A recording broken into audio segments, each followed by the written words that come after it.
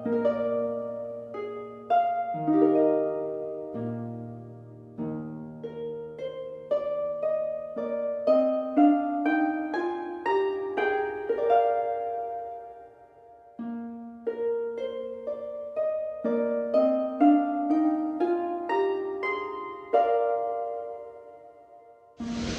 आपण आलो आहे सोलापूरमधून थोडंसं 40-45 किलोमीटर अंतरावर असलेलं संगमेश्वर मंदिर, हत्तर कुडल संगम येथे.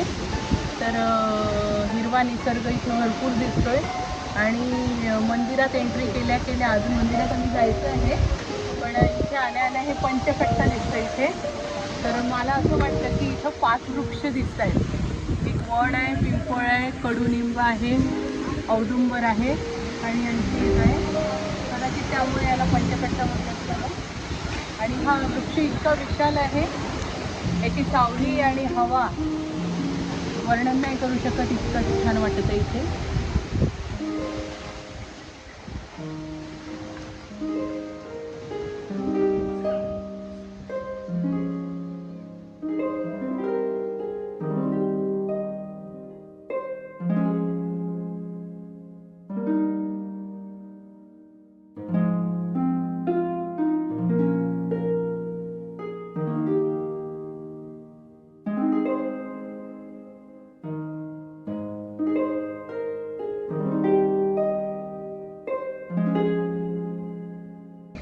पूर्व साईडला 40 किलोमीटर अक्कलकोट, उत्तर साईडला 40 किलोमीटर सोलापूर आहे.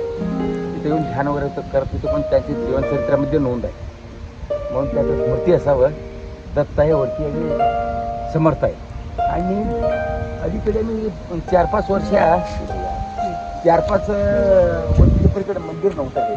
जमिनीमध्ये गुहा करून पंढरपूरचं विठ्ठल आहे, एकडे महाराजचं धर्मपत्नी. त्या अनुसार मी 3 महिने अनुष्ठानाला बसले होते. त्यावेळी उठवण्याच्या कार्यक्रमाला गाडगे महाराज होते 7/2/1956 मध्ये. गाडगे महाराजांचे संदर्भ आला इथे.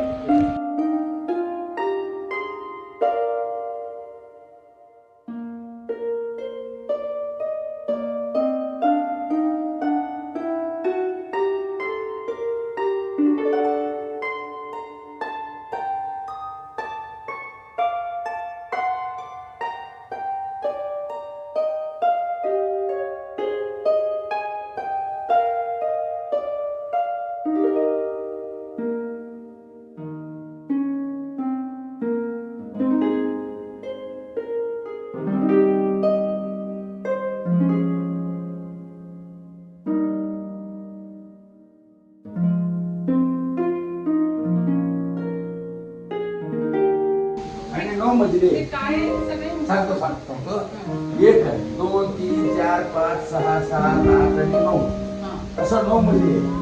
प्रत्येक आलीमध्ये 40 आहे. 9 चौक 36, 360 वर्षाचं पोर्शन आहे. इथं आपण अर्पण केलं म्हणजे अभिषेक आहे.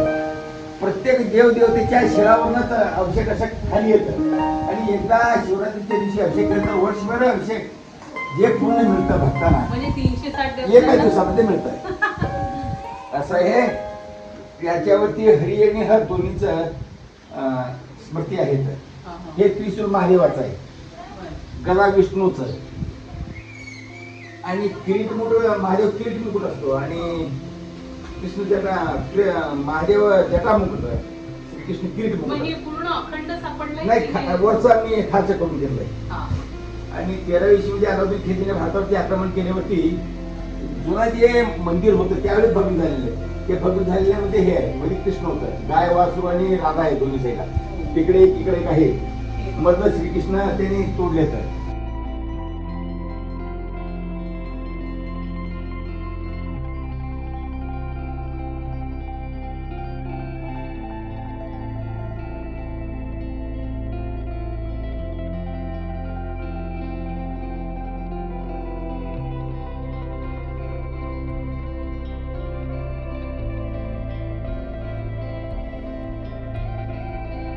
यदा यदा ही धर्मस्य ग्लानिर्भूती म्हणल्याप्रमाणे गोकुळाष्टमीच्या दिवशीच मिळालं आहे. सरांनी सांगितल्याप्रमाणे ही मूर्ती गोकुळाष्टमीच्या दिवशी सापडलेली आहे उत्खननामध्ये.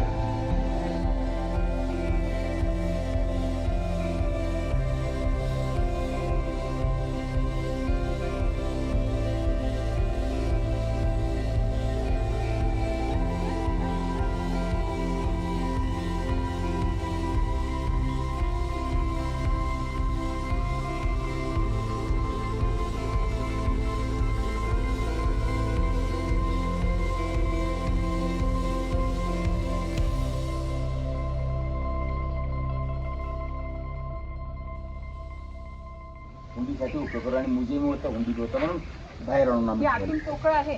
अरे हा पोकळ हंडा आहे, मोठा हंडा. हा तिथं मिळालेल्या जमिनीमध्ये होतं ते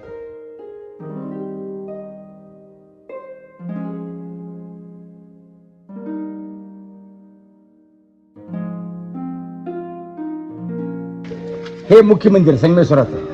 त्याला 4 संरक्षण भिंती आहेत. हे उत्तरेकडल्या भिंती, पूर्वेकडला, दक्षिणेकडला आणि पश्चिमेकडला. मॅडम इकडे या थोडं. सांगायचं म्हणजे मॅडम त्या कोपऱ्यापासून ह्या कोपऱ्यापर्यंत हे एकच कुंड दाखवलं त्यांनी. इथं अगोदर राष्ट्रकुटाने बांधत असताना त्रिकुटाच्या पद्धतीचं बांधलंय.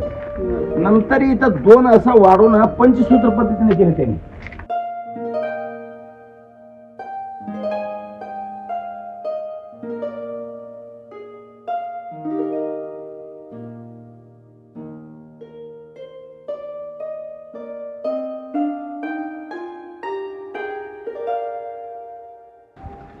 हे याला काय म्हणतो आपण? पहिला हा मुख मंडप, सभा मंडप, हा मुख्य स्वर्ग मंडप. हे 2 टप्प्यामध्ये एक्सटेन्शन केलं त्यांनी. इथं थोडं गणित चुकतं आहे.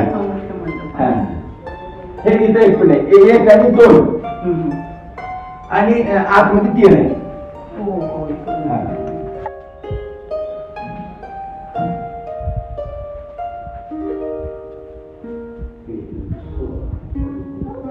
एक दगडी दालन, आता हे दुसरं दालन यामध्ये आता आतमध्ये मंदिर आहे.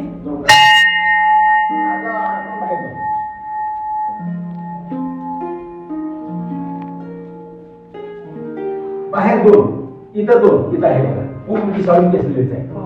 4 पूर्वी साडे बसलेलं आणि मुखीकडे उत्तरेकडे साळून केसलेलं. हे संगमेश्वराचं मूर्ती आहे. मूर्ती दर्शन करा.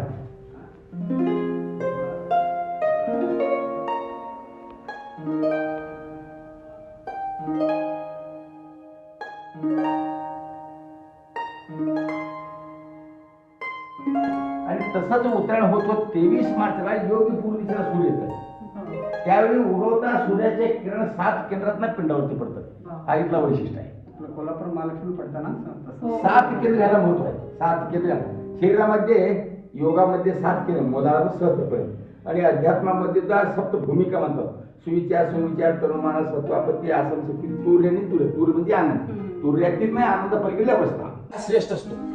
त्यागामध्ये, समर्पण भावनेमध्ये. इथं पुरुषाचं चिन्ह त्यांनी दाखवलेलं नाही. ईश्वरी भक्तीमध्ये समर्पण, जो कोणाचा समर्पण भाव असतो त्याचं उन्नत होत जात. ते पायरीचं त्याचं जीवन उन्नत होत जात. हे गणित आहे त्याच्या माध्यमात. स्त्रियांचे चित्र.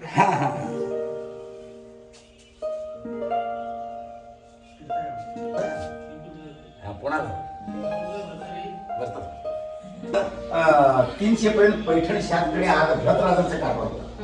गुजरात पासून असं दोन्हीकडे सगळं खाली इथपर्यंत 300 ते 700 पदांनी चालू केली. त्या कालावधीमध्ये सप्तमात्राची मूर्ती आणि 700 ते 900 राष्ट्रकूट, मलखेडचे राष्ट्रकूट. इथं पासून दोन्ही ओढ आपलं खांब आहे. पलीकडे सुपिरियर खांब आहे. हे मुख्य दरवाजाचा कोच आहे. हे दगडावरून दिसतात आहे. किती ते दगडावरून. हे ह्याचा कालावधी 700 ते 900 आणि 900 ते 1200 बसव कल्याण चालू केलं. त्याच्यानंतर दौलताबाद सिंगल राजाचं कारभार. त्याच्यानंतर 1320 मध्ये अलाउद्दीन खिलजीने भारतावरती आक्रमण पुरातन मध्ये त्यावेळी बंद झाले. आणि हा बंद झालेल्या मूर्त्या ह्याच आहेत का? आपण नाही, आता काम चालले, त्याच काम चाललं. आणि मराठी भाषेतील पहिला शिलालेख कसा मानितला वर्ष कधी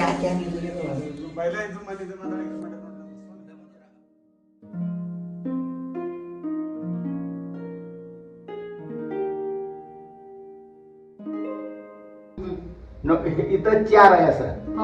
इथं 0 आहे. 940 एके म्हणजे त्याच्यामध्ये 78 मिळून म्हणजे इसवी सन 1018 होते. हा मराठी भाषेचे वादिनो विजयी हो वाचणाऱ्याचा विजय होऊ दे म्हणून देवनागरी मराठीमध्ये लिहिलेलं हा मराठी भाषेतील पहिल्या शिलालेखाचा मान आहे. ते उभारून घेत असेल तर घ्या.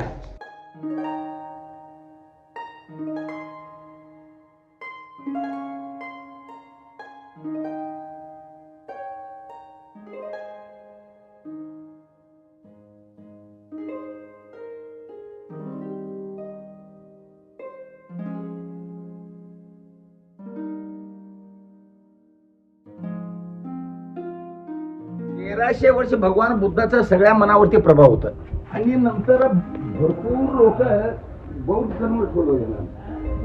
बुद्धांचं फिलॉसॉफी असं होती की त्यांनी ईश्वर सांगितलं, सत्यच सांगितलं. ईश्वर सांगितलं म्हणजे अंधश्रद्धा वाटतं म्हणून त्यांनी सत्यच सांगितलेलं. आणि असंच हे सत्य आणि ईश्वर आणि अंधश्रद्धा हा ससायला पाहिजे म्हणून आदी जगद्गुरू शंकराचा जन्म केरळमध्ये झालेला आहे 8व्या इशूमध्ये. त्यावेळी त्यांनी सगळ्या कन्वर्ट होणाऱ्या लोकांना, हिंदू लोकांना ते परत रिटर्न केलं त्यांनी. त्यावेळी सगळ्या भक्तांना 5 विधी दिले त्यांनी. हरिहर, शाक्त, गाणपत्य आणि सूर्य. हरी म्हणजे कृष्ण, हर म्हणजे महादेव इथं होते आणि शाक्त म्हणजे शक्ती देवता. गणपतीला मागे घेतच नाही, आपल्याला दाखवलं गणपती. आणि पंचमहाभ होता तर एक घटक सूर्य, असं पण पंचायत ह्या आहे. भीमा ना. आणि भीमाशंकर डोंगरमध्ये उगम पाहून असं मेरा नरसिंहपूर, पंढरपूर असं उत्तरेकडनं दक्षिणेकडे खाली गेलं. अहमदनगरला उगम पाहून सेना नदी इथं भीमेला संगम झालेला. ह्या भीमेचं संगम इकडे थोडं घ्या. सांगायचं म्हणजे मॅडम, हिंदू धर्मामध्ये आम्ही घर बांधत असताना, आयर करून घेत असताना पूर्व आणि उत्तरला सोडून बांधत असतो. म्हणून त्याच 2 सुबदेशीकडनं येऊन 90 डिग्रीमध्ये संगम झालेला हा महाराष्ट्रातला एकमेव ठिकाण आहे. त्याला वास्तू संगम म्हणतात. हे विशेष हा.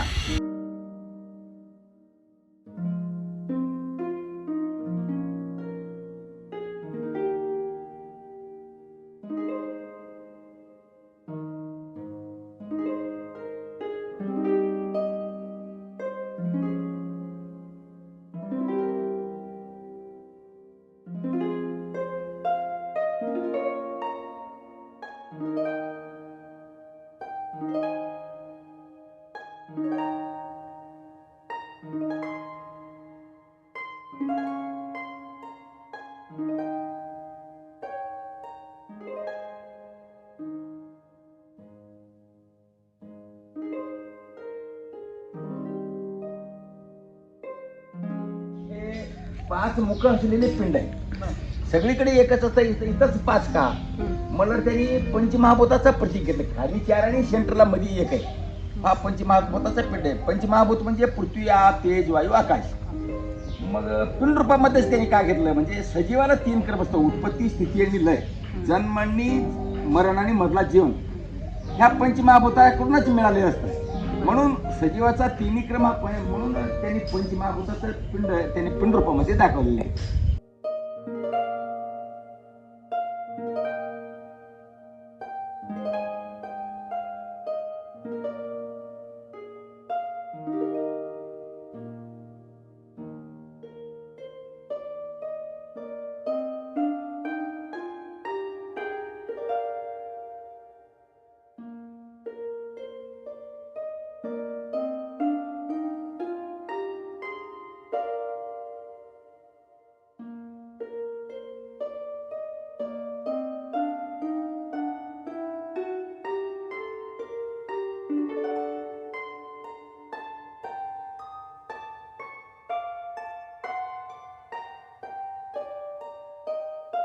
लक्ष्मीमध्ये फुलाचा हार आहे. इथं चौकांनी गोल असत. लक्ष्मी, सरस्वती, पार्वती.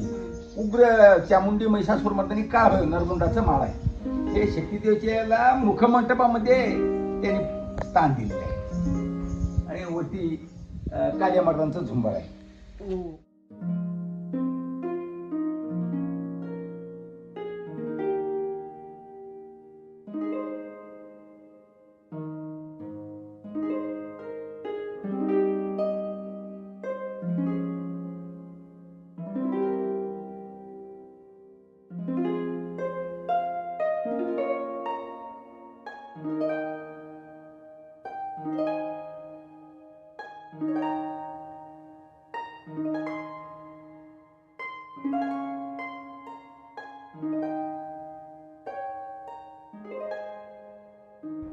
त्याचं हा गाईचं दूध तुपकरून विकून त्याच्यावरती उदाहरणावर चालत होते.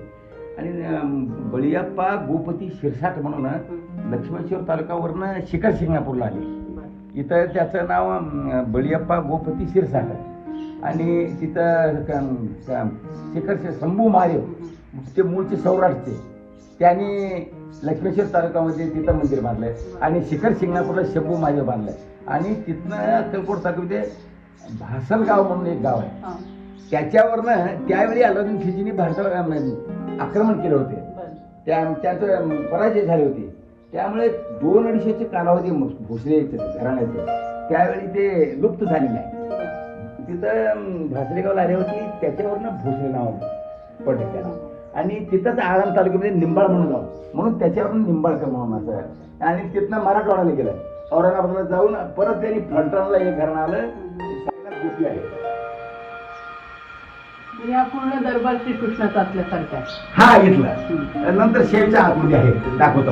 ह्याच्यावरती मॅडम उत्तर भारतातली आणि दक्षिण भारत जसं नदीचं संगम झालेलं आहे, पंथाचं जसं संगम झालं तसं शिखरांचं संगम केलं डिझाईनचं, उत्तर भारतातील आणि दक्षिण भारतातील. बरोबर आहे.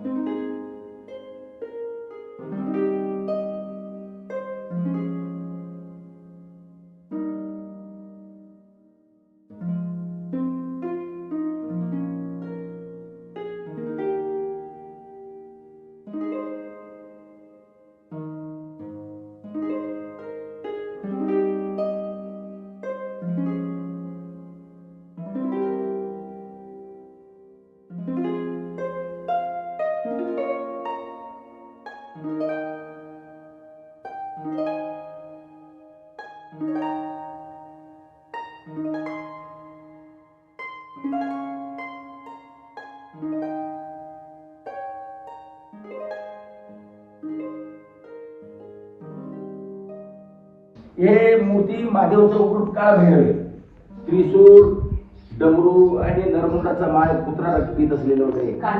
काळ महादेवाचं उग्र काळ भैरव हे शैव संप्रदायाचं. हे वैष्णव संप्रदाय इथं होतं मॅडम. त्यांनी शैव वैष्णवच्या संघर्षामध्ये त्यांनी काढलेला आहे शैवपंथी आहे. त्यावेळी काय होत होतं, मूर्ती तसं आपल्या आराध्य देवता ठेवायचं, मूर्ती भग्न करून मंदिर तसं ठेवायचं. आणि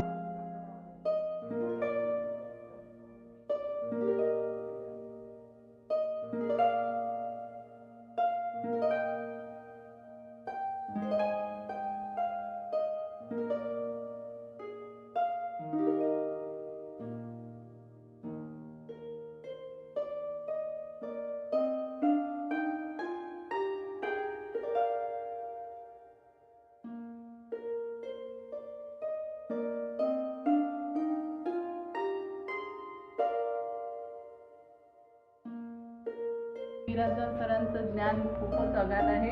त्यांनी प्रत्येक मूर्तीमागचं इतिहास, त्याचे वैशिष्ट्य, प्रत्येक मूर्तीचं वर्णन इतकं व्यवस्थित करून दिलं आहे. ही काळभैरवाची मूर्ती, जसं त्यांनी सांगितलं की मध्यंतरी जे आक्रमण झालं होतं मुघलांचं, तेव्हा भग्न झाल्या बऱ्याच मूर्त्या. ते इथे आपल्याला तिथं हे बघायला मिळते अवशेष, भग्नावशेष.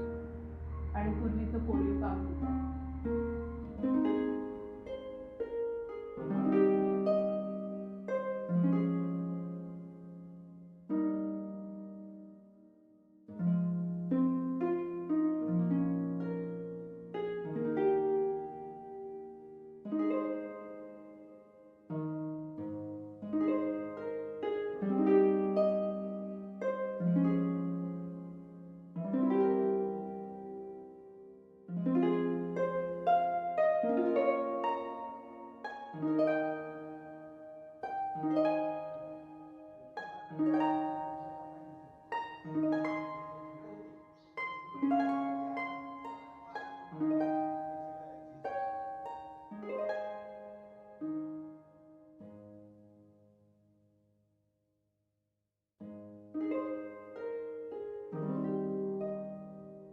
पहिला मान आहे तिथं. हो. अष्टविनायक गणपती तिथं वरती. बरोबर. म्हणजे आधी जगद्गुरु शंकराचार्य सांगितलंय तिथं द्वारपाल कसं आणि पहिला मान म्हणून तिथे उभा गणपती घेतले त्यांनी. हो, म्हणजे द्वारपाल म्हणजे दोन्ही काम होतात. हा हा हा आद्य दैवत म्हणून पण आणि हा द्वारपाल. द्वारपाल म्हणून दोन्ही डोक्यावर होतात ते पूर्वी लोक.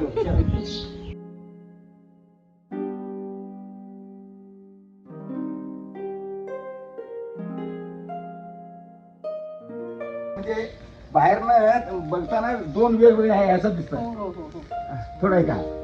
आणि कृष्णाच्या गर्भगृहाच्या उजव्या साईडला महादेवाचं गर्भगृह आहे. हो हो हा कृष्णाच्या सुद्धा सिनियरिटी आहे, पुरातन आहे. किती हुशारीने बांधला बरं. आणि दोन्ही गर्भगृहातलं पवित्र पाणी हा एकाच मार्गाने बाहेर आलं पाहिजे म्हणून ते.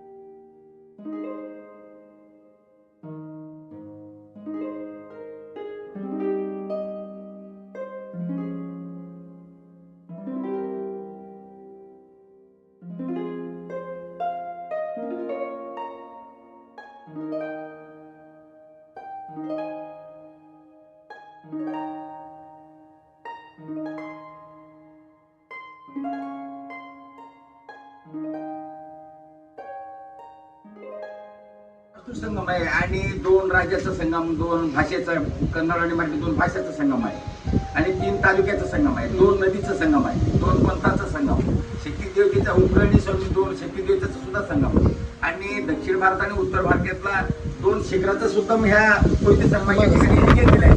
आणि इथं म्हणजे मॅडम हे पवित्र स्थान आहे. इथं आपल्या साहित्यातील कर्नाटकातील वचन साहित्याची सिद्धरामेश्वर, बसवेश्वर, महादेव, प्रभुदेव सगळेच आले.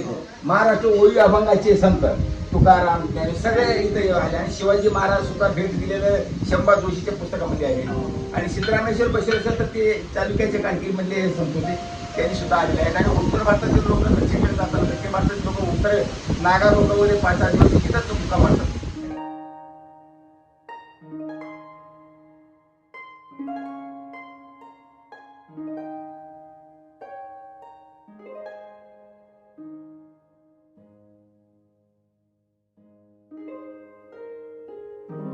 इथे दिसत आहे 2 नद्यांचा संगम, 3 प्रदेशांचा संगम, इथं 2 हरिहर देवाचा संगम, पंथांचा संगम आणि दैवी रूपांचा संगम, अशा अनेक प्रकारच्या संगमाचं हे